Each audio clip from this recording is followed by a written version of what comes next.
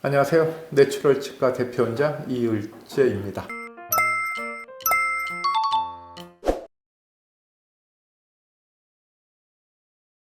이번 질문은 지난번에 질문이 아주 디테일해갖고 치과 선생님이 아니신가? 뭐 치과 선생님 아니셔도 치과 선생님보다 더 많이 알고 계시는 분인 것 같아요. 예전에는 저희가 세미나를 했었죠.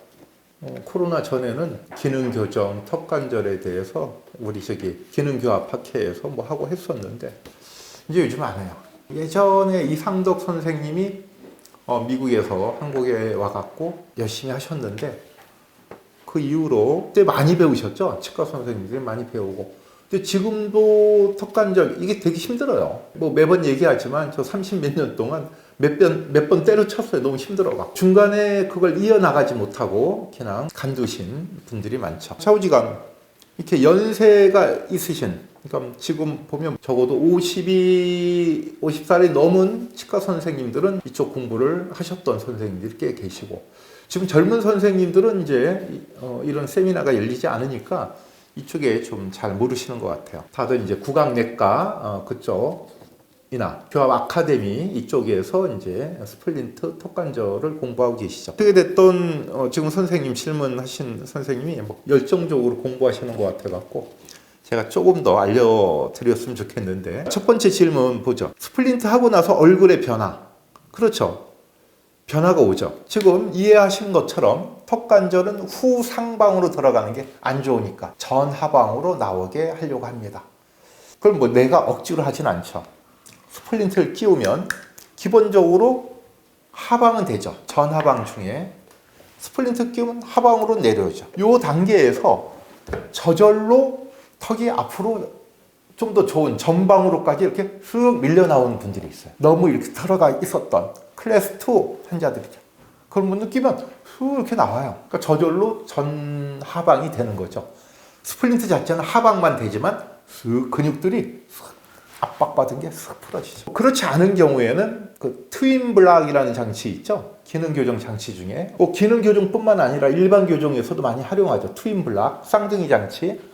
턱을 인위적으로 좀 앞으로 나오게 해서 허구치하고 대구치 사이에 턱을 만들어서 못 들어가게 하는 그런 장치로 인위적으로 전방을 유도하기도 합니다. 우리 치과에서는 그걸 5단계예요. 5단계는 제가 뭐 가끔 5단계 얘기는 하지만 5단계가 턱이 전방으로 움직이지 않고 증상 호전이 되게 미약한 분들이 있어요. 가끔 1년에 몇 분 되긴 돼요. 그런 경우에 인위적으로 나오게끔 하죠. 좌우지간 우리가 목표로 하는 건 전하방이죠.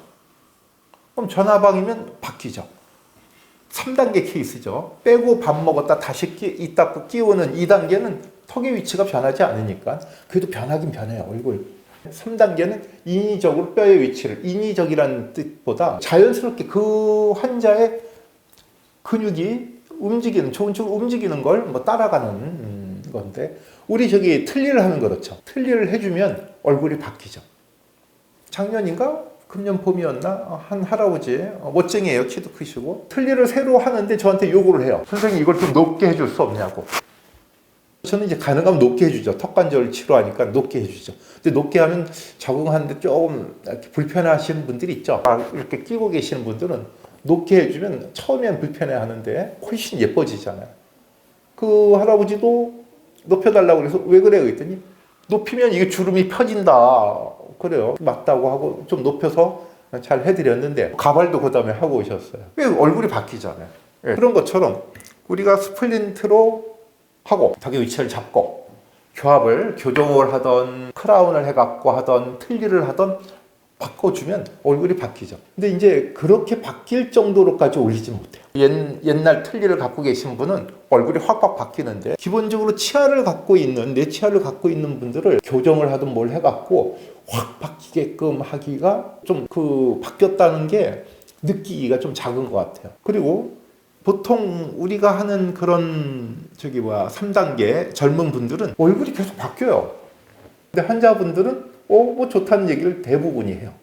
그리고 우리가 이제 얼굴 바뀌는 것보다 비대칭이 바뀌는 게 있죠. 비대칭. 제가 얘기하지만 이분은 이제 좌우 비대칭도 있지만 상하 비대칭이 크죠. 그래서 오른쪽 볼은 커 보이고 왼쪽은 작아 보이죠. 그래서 환자들한테도 그렇게 얘기합니다.